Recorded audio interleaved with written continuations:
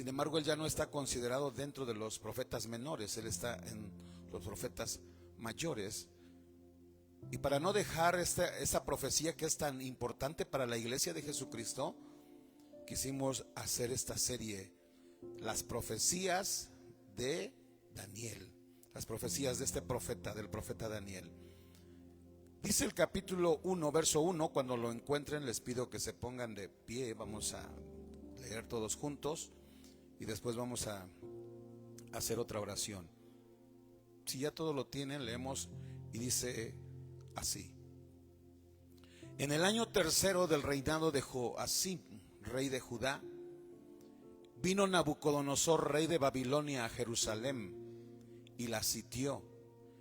Y el Señor entregó en sus manos a Joacim, rey de Judá, y parte de los utensilios de la casa de Dios, y los trajo a tierra de Sinar, a la casa de su Dios, y colocó sus utensilios en la casa del tesoro de su Dios. Y dijo el rey a Aspenaz, el linaje real de los príncipes, muchachos en quienes no hubiese tacha alguna, de buen parecer, enseñados en toda sabiduría, sabios en ciencia y de buen entendimiento, e idóneos para estar en el palacio del rey, y que les enseñasen las letras y la lengua de los caldeos.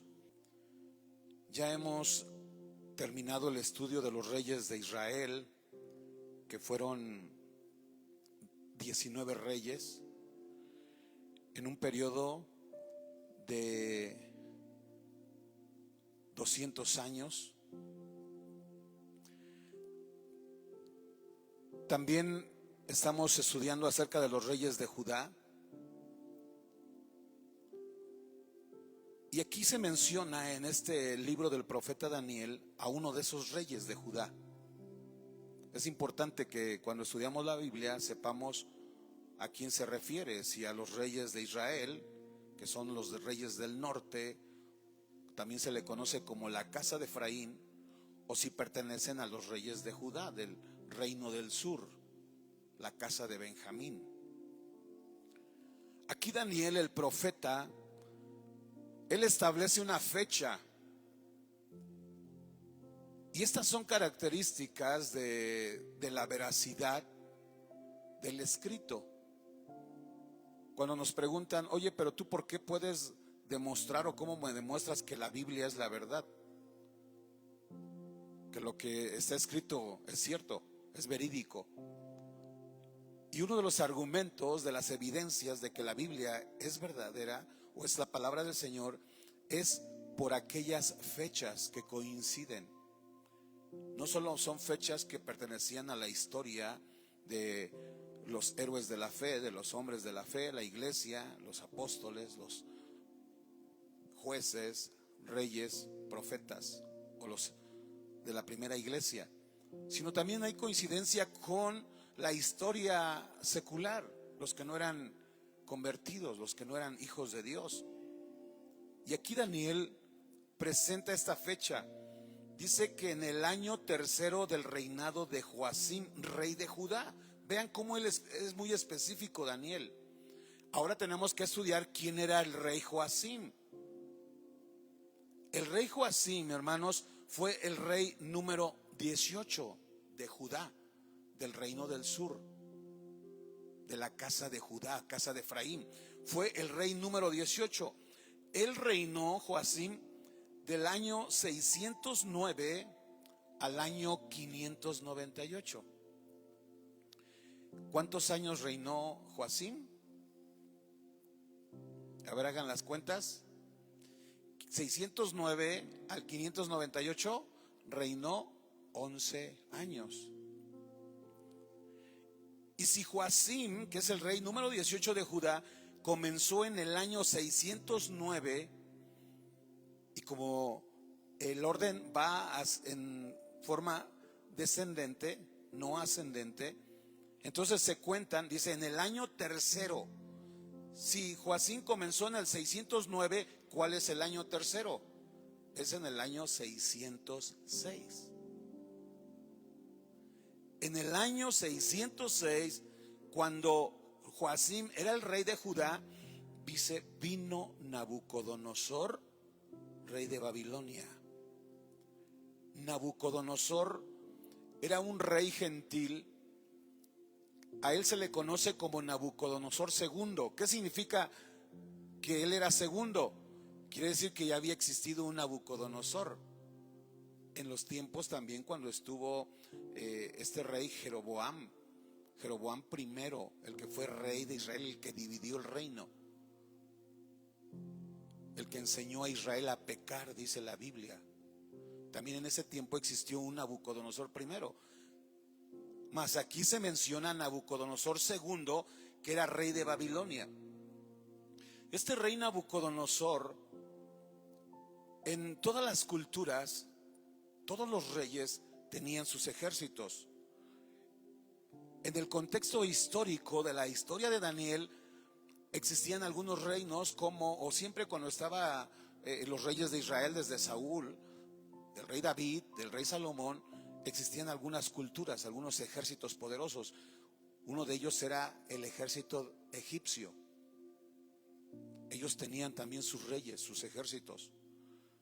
Número 2, también estaba el reino de Asiria. También Asiria era una potencia, tenían su ejército, tenían sus reyes, sus soldados. En ese tiempo también existían la potencia de Babilonia, los Nabucodonosor, esos eran los reyes de Babilonia. También existían el ejército y la potencia de los medos, los persas, los griegos, los romanos. Eran algunas potencias que se estaban luchando o se estaban peleando por conquistar el poder, por dominar el mundo en aquel tiempo. ¿Cuántos años tuvo el ejército de Egipto? Tuvo cautivos, hermanos, a los de Israel, a los descendientes de Abraham. 430 años los tuvo dominados, sometidos. Ese era el objetivo de los reyes, conquistar a las naciones. Los reyes preparaban su ejército y cuando ya tenían un ejército preparado, entrenado, bien capacitado, entonces se atrevían e invadían los pueblos, conquistaban los reinos. ¿Qué es lo que hacían? Mataban al rey, saqueaban a todas sus pertenencias, sus riquezas, y derrotaban a esa ciudad. Eso era lo que cada uno ambicionaba, los reyes, conquistar a las otras naciones. Estaban los egipcios, los asirios, los babilónicos, los medos, los persas, los griegos. Y Nabucodonosor, hermanos, él amaba el poder, él quería conquistar el mundo. Y su padre lo logró. Su padre, Nabopolassar, él derrotó a los egipcios. Él derrotó al imperio egipcio. Pero él ya no pudo continuar. Y su hijo, Nabucodonosor II, él se quedó en el poder. Y entonces, después de que conquistan a los egipcios, le gustó cómo dominaban a las naciones. Y dijo, yo también voy a conquistar a otras naciones. Peleó contra los asirios, los venció. Y también peleó contra los de Judá. Y este Nabucodonosor, con su ejército, él viene y realiza 3 invasiones. Para ese tiempo, hermanos, Judá estaba descuidada, tanto políticamente, militarmente, como espiritualmente. Ya los reinos que les digo que habían pasado de 18 reyes, estuvo Roboam, Abiam, el rey Asa, el rey Josafat, el rey Joram, que estudiamos en la mañana, el rey Ocosías. Hubo una reina llamada Atalía. Después vino el rey Amasías, Usías, Jotam, el rey Acaz, Ezequías, Manasés, el rey Amón, Josías y Joacás. Y el último rey que estamos hablando de Joacim, el número 18, que reinó del 609 al 598. Muchos de ellos, aunque no se corrompieron como el reino del norte, como los 19 reyes de Israel, sin embargo algunos no buscaban de Dios. Y no solo eso, sino también influyeron mucho para que el pueblo también se descuidara espiritualmente. Porque Dios no colocó a los reyes solamente porque Él quiso que tuviera un rey. No, el propósito de tener a un líder es porque ese líder tiene que dirigir. Hoy muchos reciben nombramientos, reciben títulos y piensan que ese título solamente es para que ellos tengan un currículum más alto o tengan una jerarquía más alta. No, ese no es el propósito de tener un nombramiento. El nombramiento es una función más que tenemos que desempeñar. Y Joaquín estaba descuidado. Joacim es su hijo. Joacim estaba descuidado espiritualmente. Se apartaron de Dios. Dios les estuvo enviando profetas. Y hemos estado estudiando los profetas a quien se dirigían el mensaje. Uno de ellos fue Isaías. Él le habló a Judá.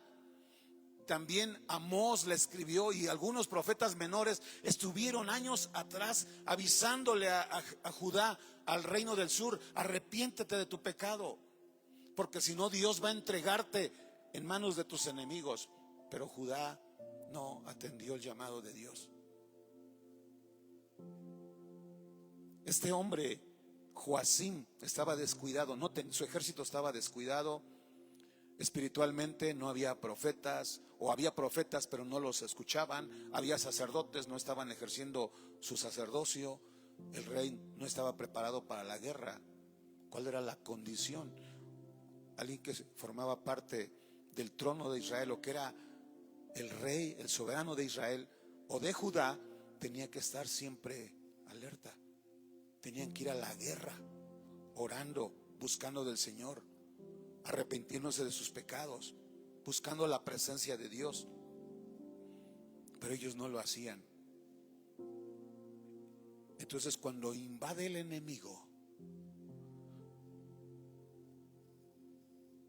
Nabucodonosor ya tenía la idea: ya destruía a los egipcios, a los asirios, ahora voy contra los judíos. Y así lo hizo. Se levantó Nabucodonosor, aunque su padre murió por esas fechas, solamente lo sepulta, y su objetivo era conquistar el mundo. Israel o Judá tenía un enemigo que estaba al acecho. Ellos no podían descuidarse. ¿Y saben cuál era el problema más grave y delicado de Judá? No solo que no, espiritualmente no estaban bien, o que los reyes no tenían a su ejército. Lo más difícil es que no tenían ya la protección de Dios. Y cuando ya no está la protección de Dios, tu ejército no vale de nada. El rey David lo dijo: si alguien edifica su casa, pero si Dios no está detrás de esa casa, en vano son los que la edifican. Si Dios no es el que guarda la ciudad, todos los vigilantes, todo eso es en vano. Es importante la protección de Dios. Es importante la bendición de Dios en tu vida. Es importante que detrás de tus planes, tus proyectos, de tu trabajo, de todo lo que tú has planeado, ahí esté la bendición de Dios. Dijo el profeta: la bendición de Dios trae riqueza. La bendición de Dios te trae prosperidad. La bendición de Dios te da protección, te da bendición, te da abundancia. La bendición de Dios es la que trae todo, es la que levanta al hombre. La bendición es la que restaura, es la que anima, es la que levanta. La bendición de Jehová es importante en tu vida, porque cuando Dios está en tu vida, no importa, aunque venga el enemigo, aunque esté en el acecho, ahí Dios te guarda y te protege. La bendición de Dios es importante en tu vida. Viene Nabucodonosor, vean lo que hizo: sitió la ciudad. ¿Qué es sitiar? Comienzan a hacer una estrategia militar, rodean la ciudad de Jerusalén, establecen a sus soldados, vienen con sus carros.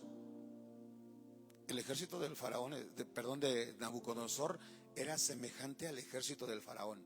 Estaban preparados. Imagínense, y Judá dormidos, descuidados espiritualmente, el enemigo los invadió. Y hubo 3 invasiones: en el 597, en el 605, en el 597 y en el 587. 3 veces viene Nabucodonosor para saquear. Cuando tenía 3 años de rey Joacim, dice, y el Señor entregó en sus manos a Joacim, rey de Judá. Porque cuando vino Nabucodonosor por primera vez, él respetó que estuviera ahí de rey. Le dice, no importa, tú vas a seguir el rey, de rey en Judá, pero tú ya vas a trabajar para mí. Yo te voy a controlar.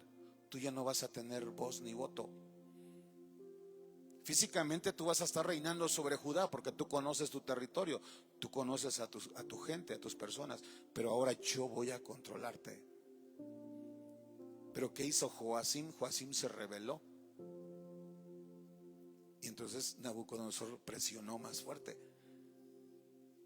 Y el Señor entregó en sus manos a Joacim, rey de Judá. Vean esta palabra, hermanos, esta frase. ¿Quién es el que entregó mismo a Judá? Pues no que Judá eran los hijos de Dios, que Judá adoraba al único Dios, pero ahora ¿por qué ese mismo Dios al cual ellos adoran, ahora ese Dios permitió que Nabucodonosor, que el ejército babilónico viniera y los destruyera? ¿Por qué Dios lo permitió? Fue el mismo Dios que los entregó. ¿Será que es un Dios malo? No, es por el pecado, que no se arrepienten. El que encubre sus pecados y no los confiesa alcanza misericordia. El que se aparta de sus pecados dice que alcanza misericordia, pero el que los encubre no prosperará. Mas el que los confiesa y se aparta de ellos alcanza la benevolencia de Jehová. Pero Judá no pudo, no quiso arrepentirse.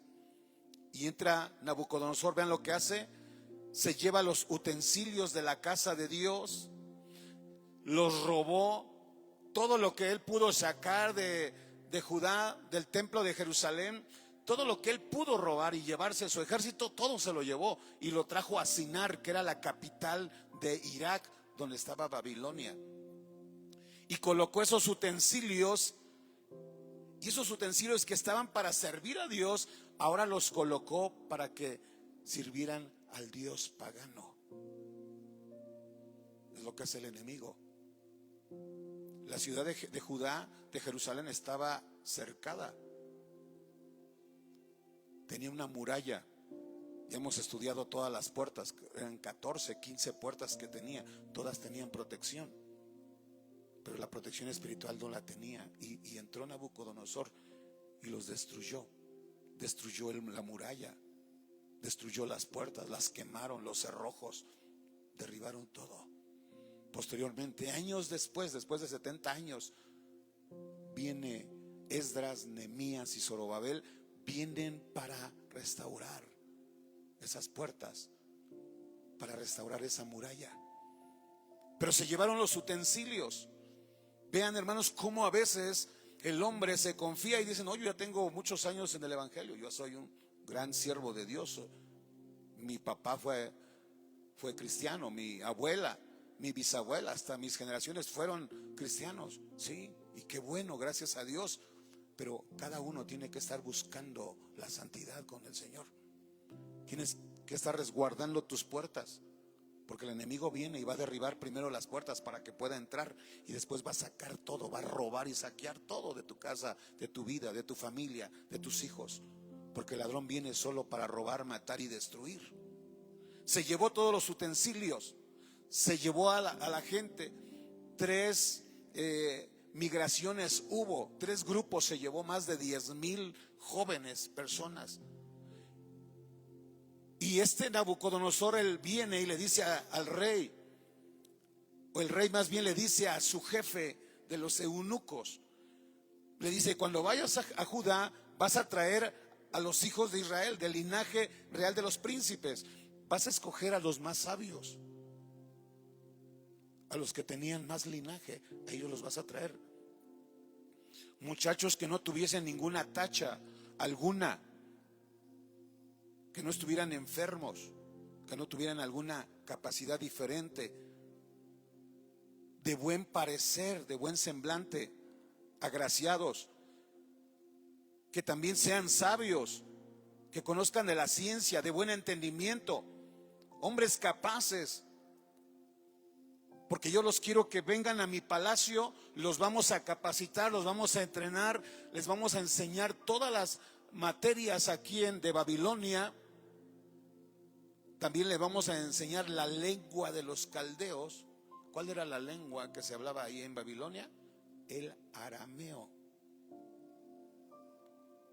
Por eso los judíos perdieron, aunque no en su totalidad, pero ya no existe el hebreo original, porque ellos estuvieron muchos años en Babilonia y allí aprendieron, dejaron de practicar su hebreo y comenzaron a practicar arameo. Aprendieron arameo los judíos. Y ese era el mandamiento, esa era la orden de Nabucodonosor a su jefe, que trajera. Y así lo hizo. Vinieron los jóvenes, los trajeron como esclavos, los traen a Babilonia. Y ahí en Babilonia la orden era que el rey señaló esa ración para cada día. El rey estableció lo que iban a hacer. Ya esos jóvenes ya no eran libres, ya habían sido esclavos. Todos los que trajeron eran esclavos. Es lo que hace el enemigo. Él primero te está rodeando, está buscando el momento cómo entrar, te está sitiando, está alrededor y al final viene el ataque. Si hay una puerta espiritual, hay una puerta o portal abierta, él va a invadir y te va a robar y después va a querer controlar lo que tú haces. Por eso el libre albedrío no existe. Muchos dicen en el mundo que están sin Dios: no, yo tengo mi libre albedrío. Tenía libertad, pero en el momento que cometió pecado, se hizo esclavo de Satanás. Vean lo que hace Nabucodonosor. Él quiere racionar lo que tú vas a hacer, te quiere indicar lo que vas a hacer. Él estableció cuál iba a ser la comida, qué es lo que iban a beber, cómo iban a estar preparados.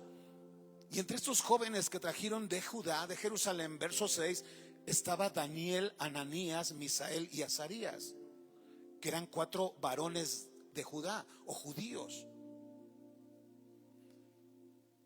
Y después de que los traen como esclavos, los presentan delante del rey, los van a capacitar, les dicen lo que van a comer, todo lo que van a beber. También vean, les cambiaron su nombre. Les cambian el nombre. Y esto es muy curioso, porque eso es lo que a veces hace el enemigo con nosotros. El diablo, aquel que está sitiando tu vida, está sitiando tu casa, está sitiando y cuidando a tu familia para atacar y destruir y después controlarte a través del pecado. Él controla a la gente, te cambia esa identidad, después te convierte en un pecador, te convierte en un malvado, en un perverso. Ellos tenían nombres que estaban bien identificados. Vean aquí el nombre era Daniel, Ananías, Misael y Azarías. Versículo 7: a estos el jefe de los eunucos puso nombres. A Daniel, ¿cómo le cambió el nombre? Le puso Belsasar. A Ananías le puso Sadrach. A Misael, Mesac, y a Azarías le puso Abednego. Es decir, lo que estaba haciendo aquí Nabucodonosor, aprovechando de esa decadencia espiritual de Judá, y era el pueblo de Dios, pero se descuidaron. El rey ordena, este rey Nabucodonosor selecciona a estos jóvenes y quería traerlos, pero quería cambiar todas sus costumbres, quitar el nombre, establecer las costumbres paganas. Y el enemigo así es como comienza a seducirte. Cambia el nombre, pierde tu identidad, te tiene atado, esclavizado, y quiere que todo lo que tú tenías, esas buenas costumbres, las pierdas y que aprendas las costumbres del mundo. Nabucodonosor quería resetear a esos jóvenes, porque sabía, el enemigo sabía que ellos conocían a Dios, conocían la verdad, sabían a quién adorar, al único Dios ellos adoraban. Daniel, Ananías, Misael y Azarías, ellos adoraban a Dios y les cambiaron el nombre. ¿Qué significaba el nombre de Daniel? Daniel significaba Jehová juzga o Jehová es mi juez. Vean aquí esa identidad que tenía Daniel. Para Daniel, ¿quién era el más importante? El juez, el soberano. Porque juez no solamente era decidir si era bueno o era malo. No, un juez, su tarea era gobernar. Un juez era el soberano. Entonces, cuando Daniel recibe ese nombre, él decía: Dios, el que gobierna, Él es mi Dios. Yo adoro al único Dios, al juez, al soberano de la nación. Él, es lo que significaba su nombre. Y todos los que estamos aquí también creemos eso, que Dios es el soberano, que Dios es el todopoderoso, y que no solo es el creador de todo, sino Él es mi Dios, Él es mi Señor, Él es mi juez. Bendito sea el nombre del Señor. ¿Cuántos le dan la gloria? Que Él es el Rey, Él es el único Dios. Pero viene Nabucodonosor y le cambia el nombre. ¿Y saben cómo le puso? Beltsasar. Y el significado de Beltsasar es aquel a quien Bel favorece. Vean lo que quería Nabucodonosor. Quería arrancarle del corazón de Daniel, quería arrancarle al único Dios y le quería imponer su propio Dios, porque Bel era un dios pagano, un dios babilónico. Y le dijo: no, tú ya no eres de Dios, ahora tú vas a adorar a mi Dios, al que yo quiera. Y es lo que hace el mundo, es lo que hace la religión. Ya no quieren que adoren a Dios, ya no quieren que adoren a Cristo, que adoren a alguien más. Ya no quieren que adoren al único que es el mediador, ya inventan otro mediador. Es lo que hace Satanás, quiere desviar la fe. Y Ananías, que significa Jehová ha sido misericordioso, o la gracia de Dios, eso es Ananías, le cambia el nombre. Y ahora Nabucodonosor no quería que dijeran que Dios es el que es misericordioso, que Dios es el que derrama su gracia. Le cambian el nombre por Sadrach, y que significa que la gracia venía, que el amor, la misericordia venía de un dios babilónico que significaba la luna, que era Aku. Y Misael, que significaba quién es como Dios. En otras palabras, llamarse Misael significa no hay otro como mi Dios. Él es el único, el que creó todas las cosas. Y le pusieron el nombre de Mesac, de un dios gentil, dándole la gloria a alguien más. El diablo quería desviar la fe de estos jóvenes y aún sigue operando de la misma manera. Azarías, que significa Jehová es el único que ayuda, o Jehová es mi ayudador, y le cambia el nombre por Abednego, que significa siervo de Nabú, o de un dios pagano.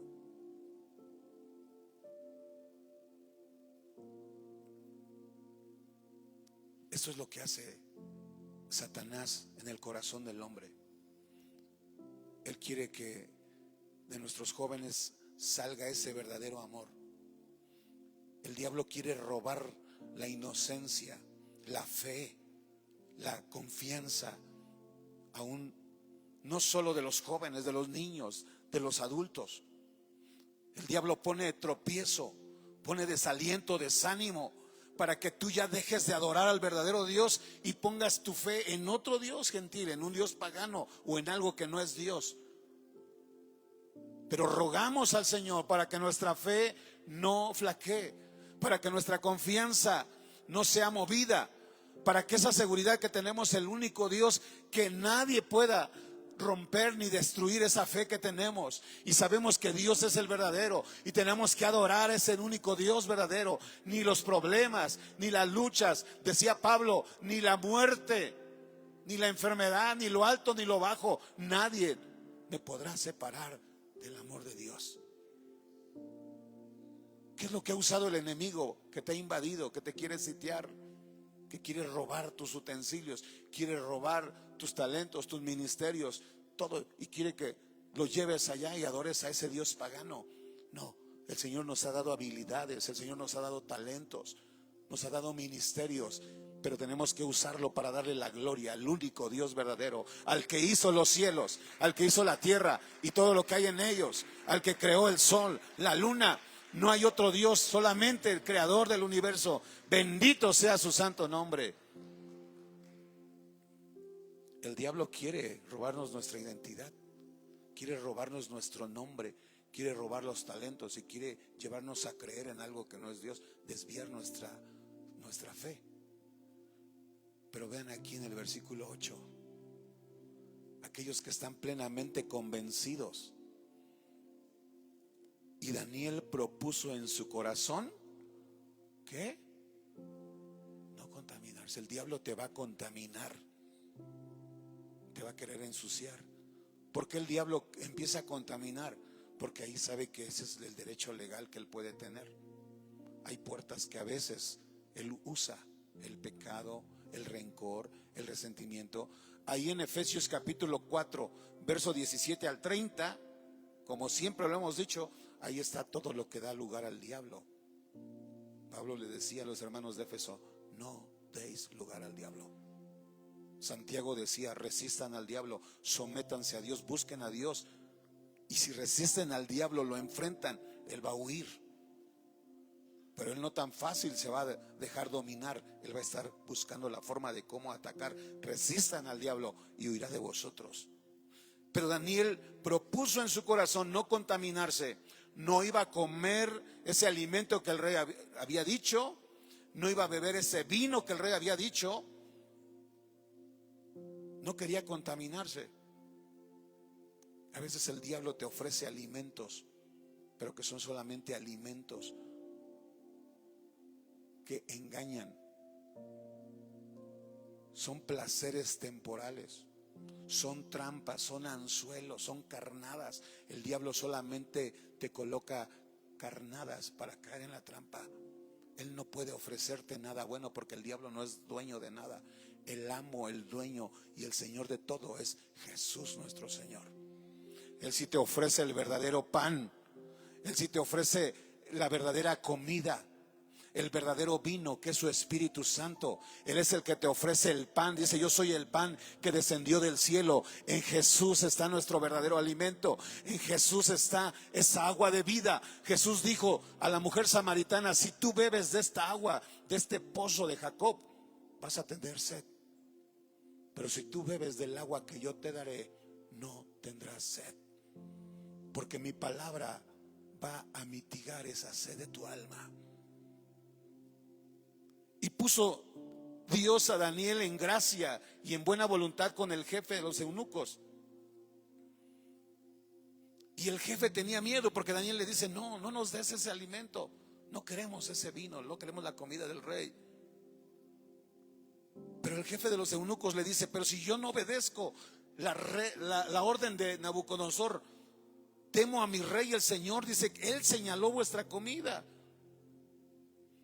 Y si yo no los alimento, después el rey va a ver sus rostros que están pálidos, que están demacrados, y a los demás los va a ver más nutridos.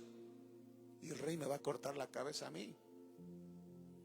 Entonces Daniel le dice a Melzar, el jefe de los eunucos, le dice: haz la prueba, haz lo que nosotros te decimos. Vamos a comer solo legumbres, agua, y después de un tiempo haz la prueba por 10 días y tú te das cuenta. Y este hombre así accedió. Versículo 14: consintió pues con ellos en esto y probó con ellos 10 días.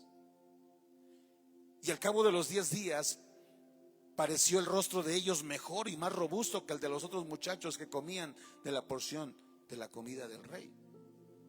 Vean la convicción de este varón de Daniel. Era un jovencito, hermanos. Tendría unos 15, 17 años. Era inexperto, era inmaduro, pero tenía una fe firme. Y esa fe también quiere el Señor que la tengas tú, que tú tengas esa convicción firme. Y aunque venga la gente, vengan los ateos, los filósofos que quieran negar aún la religión secular, que a veces critica tanto al cristianismo evangélico, y te dicen: no, ya no existe el rapto, ya no existe esto, ya no existe el milenio, y vienen para confundir y que nuestra fe desfallezca, para que no tengamos esa seguridad de defender lo que hemos creído. Dice Pedro: tú tienes que estar preparado para presentar defensa con los ateos, los filósofos, los antropólogos, los que no creen en la creación de Dios, los que no creen en el poder de Dios, que no creen que Dios existe. Tenemos que manifestar nuestra fe, nuestra confianza. Y este hombre admite, y por 10 días solamente les dio agua y legumbres. Y dice que al cabo de esos 10 días, cuando van y hacen el estudio, el análisis de ver quién estaba más fuerte, aquellos que se habían alimentado de lo que el rey dijo, del rey Nabucodonosor, estaban débiles, demacrados, no tenían esa fuerza, no tenían ese vigor. Y comían proteínas, comían de todo, pero no tenían la bendición de Dios. Y lo que nosotros hemos recibido, hermanos, de parte del Señor, todas las bendiciones que Dios te da, número uno, tienes que reconocer que ese pan que llegó a tu mesa, que esos alimentos vienen de parte de Dios. Y tienes que darle gracias a Dios. Y cuando vas a orar, ¿qué tienes que hacer? Decirle: gracias, Señor. Pero también tienes que bendecir esos alimentos, para que esos alimentos sean de nutrición para tu cuerpo, para que te den ese cuerpo vigoroso. Tienes que alimentarte sanamente. Tenemos que eliminar las grasas, los carbohidratos, las harinas, todo lo que se prepara con grasa, con aceite de nuestro cuerpo. Alimentarnos sanamente, proteínas. Pero cuando tiene la bendición de Dios, hermanos, vamos a ser nutridos, porque los alimentos de una casa, de un hijo de Dios, tiene la bendición de Jehová.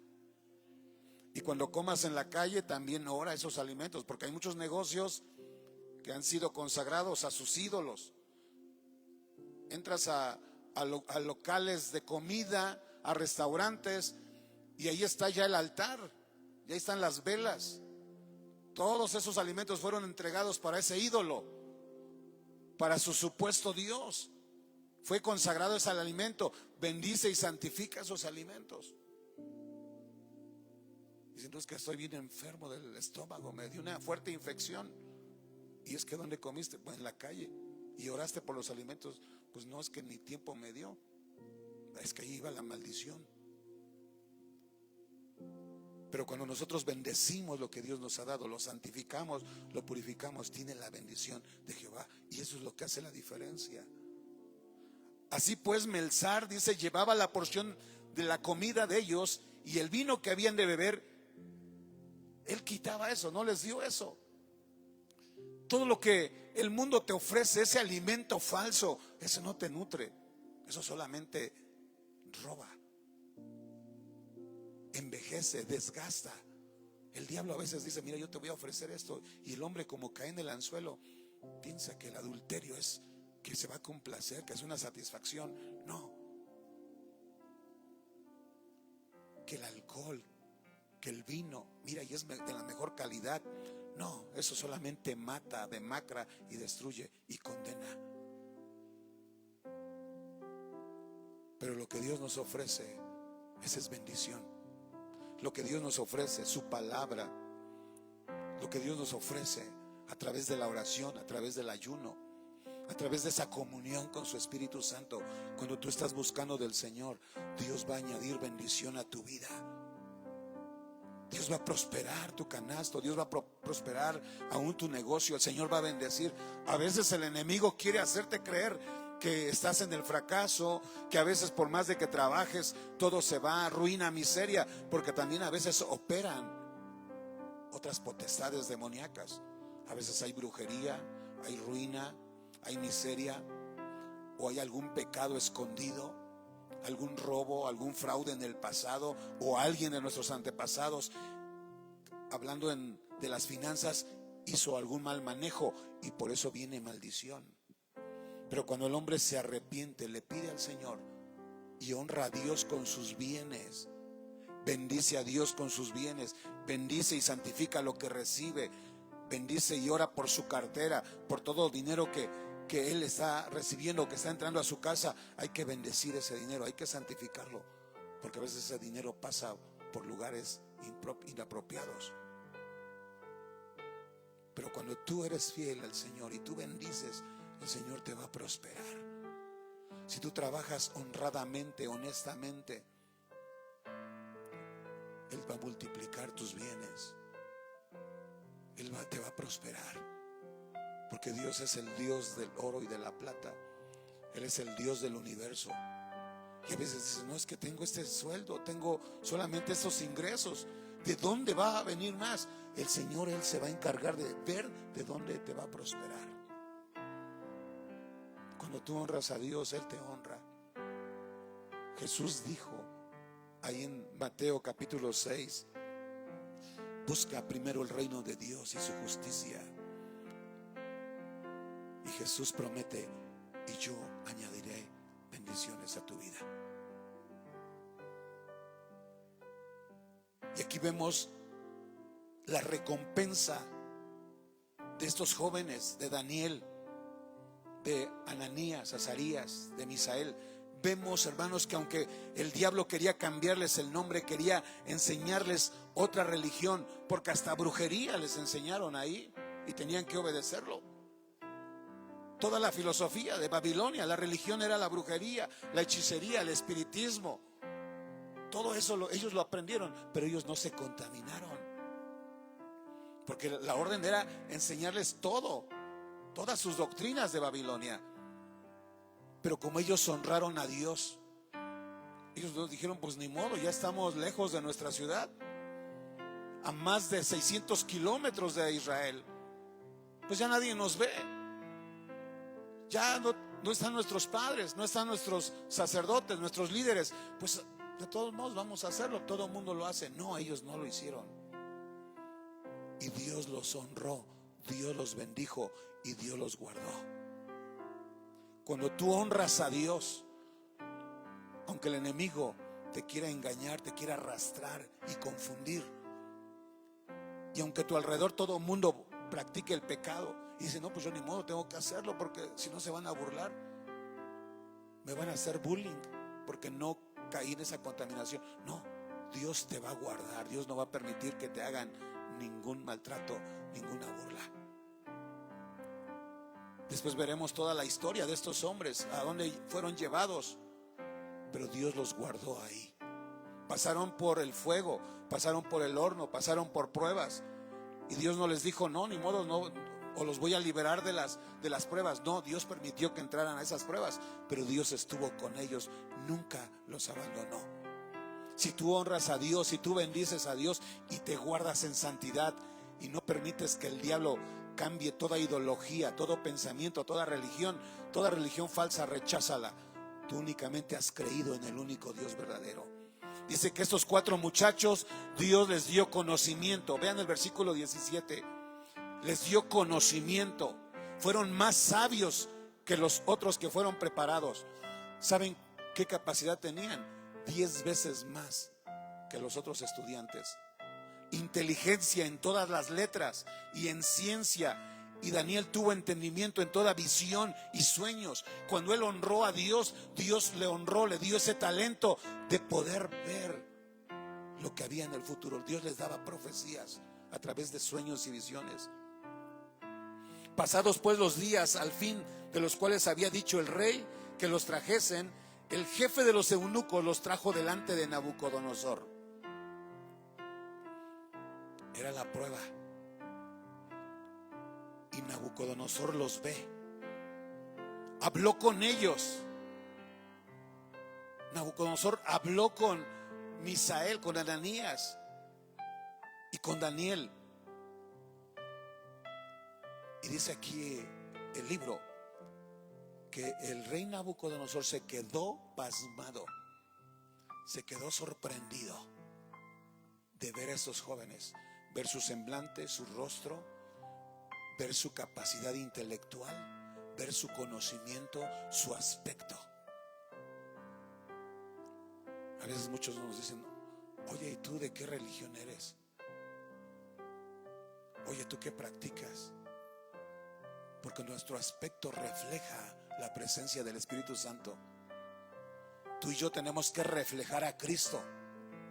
Tú y yo tenemos que manifestar en nuestra vida, nuestro testimonio, nuestras obras, porque de la abundancia del corazón habla nuestra boca. Tenemos que dar frutos, porque vuestros frutos es lo que demuestra que somos un árbol que está plantado en la casa de Dios. Dice que el rey habló con ellos y no encontró, no fueron hallados entre todos los otros jóvenes, no encontraron a alguien que se pareciera a Daniel, a Ananías, a Misael y a Azarías. Ellos estuvieron delante de este rey Nabucodonosor.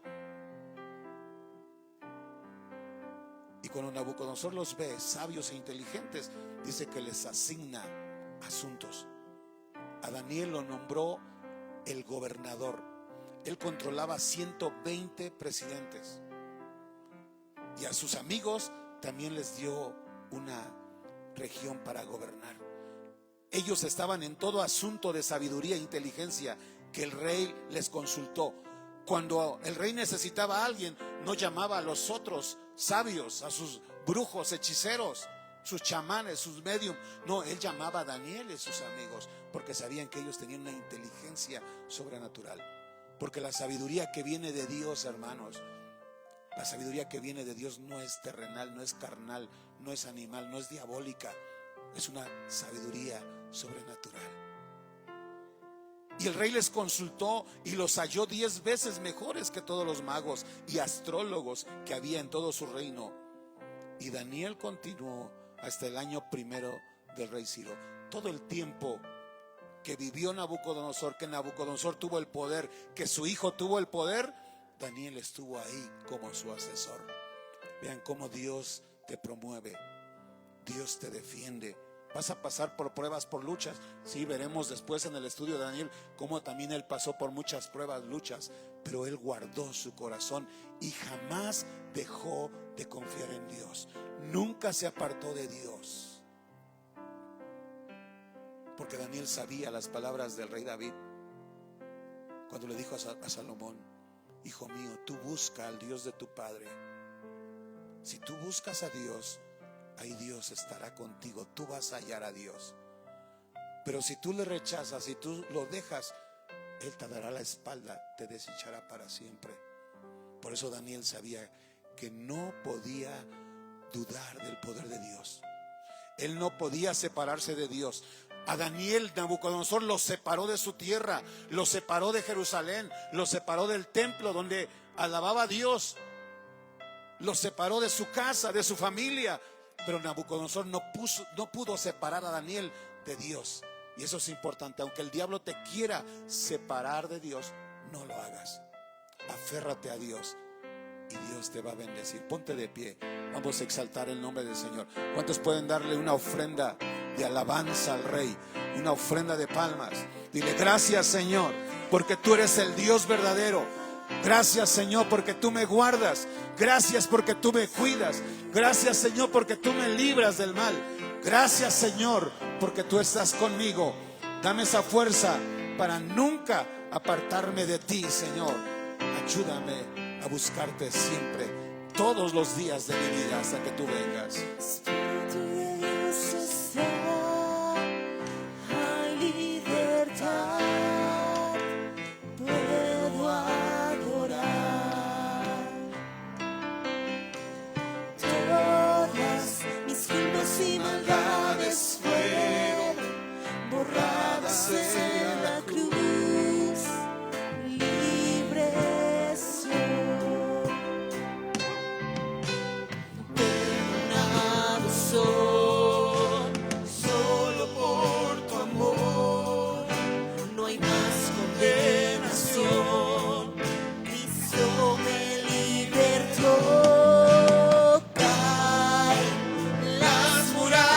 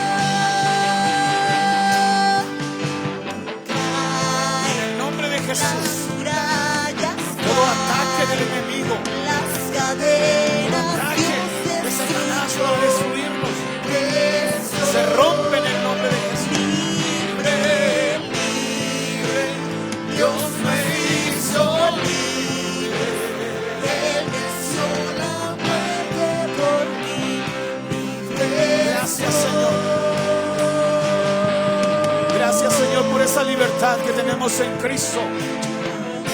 Ayúdanos a permanecer en esa libertad. Ayúdanos, Señor, a buscar esa comunión íntima contigo.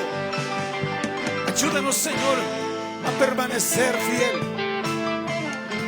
Cuando el enemigo intente robar nuestra identidad, cuando el diablo quiera robarnos esa fe, cuando el enemigo quiera cambiar nuestra convicción o quiera destruir nuestra convicción, Señor, que la fe de tu pueblo, que la fe de tu iglesia, Señor, esté firme. Fortalece, Señor, la fe. Fortalece la fe, Señor, de todos los padres de familia que están aquí, todas las mamás. Fortalece la fe de nuestros jóvenes, nuestras señoritas, nuestros hijos, nuestra descendencia, Señor. Afirma nuestra fe. Gracias, Señor. Gracias, Padre, porque tú eres el que nos sostiene. Tú eres el que nos da esa fortaleza, la victoria, Señor. Ayúdanos a buscarte para no abrir puertas, porque el enemigo está buscando solo la oportunidad para sitiarnos, para destruirnos, derribarnos. Él quiere conquistar nuestra fe. Él quiere robarnos esa fe, Señor. En el nombre de Jesús reprendemos todo ataque del enemigo, todo lo que hace a través de la seducción, a través del pecado, de la inmoralidad, a través de la lascivia, de la lujuria, de la pornografía, todo lo que el diablo quiera traernos, ese falso alimento, esa falsa distracción que quiere traer Satanás para arrastrarnos al pecado. Ayúdanos, Señor, a vencer toda tentación, a rechazar toda oferta del diablo, del mundo, toda codicia en nuestra carne. Ayúdanos a tener dominio, control sobre nuestra carne. En el nombre de Jesús. Gracias. Gracias por tu amor. Gracias por tu misericordia. Gracias por la vida de esta iglesia, Señor. Ayúdanos a tener una fe firme, una convicción en tu palabra, Señor. Y si el enemigo quería alejarnos, nos había hecho dudar, había puesto temor en nosotros, había enviado desaliento para apartarnos de ti, quería traer descuido a nosotros, Señor. Ayúdanos y que propongamos, Señor, en nuestro corazón, que determinemos en nuestro corazón, como lo hizo Daniel y sus hermanos, sus amigos, propuso en su corazón no contaminarse. Ayúdanos, Señor, también en tu iglesia a proponernos, a ser determinantes, a no contaminarnos con lo que el enemigo quiera traer para engañarnos, Señor. Bendice a tu iglesia, bendice sus finanzas, su economía, bendice sus alimentos, Señor. Que cuidemos nuestra alimentación, que podamos, Señor, hacerlo correctamente, y tú vas a prosperar. Y que cuando tengamos esa oportunidad también aún de compartir de las bendiciones que tú nos has dado, que lo hagamos con otros, Señor, porque cuando compartimos, tú nos bendices aún más. Muchas gracias, Señor. Gracias por tu iglesia. Gracias, Señor, por esta iglesia que se dio cita a estar aquí. Gracias por todos los que también se conectaron, Señor, a esta transmisión. Bendíceles. Bendice a tu pueblo, Señor, en esta semana. Que el amor de Dios, la gracia de Cristo, la unción y el poder del Espíritu Santo se derrame, Señor, sobre tu pueblo que te busca, que te sirve, que te adora, Señor. Gracias te damos, Señor. Amén y amén. Dale la gloria al Señor Jesús. Bendito sea por siempre. Gloria al Señor Jesús. Te adoramos, oh Rey. Tú eres el Rey del universo, el soberano, el todopoderoso, Señor. Dios les bendiga, hermanos, Dios les guarde. Nos vemos el miércoles a las 7 aquí.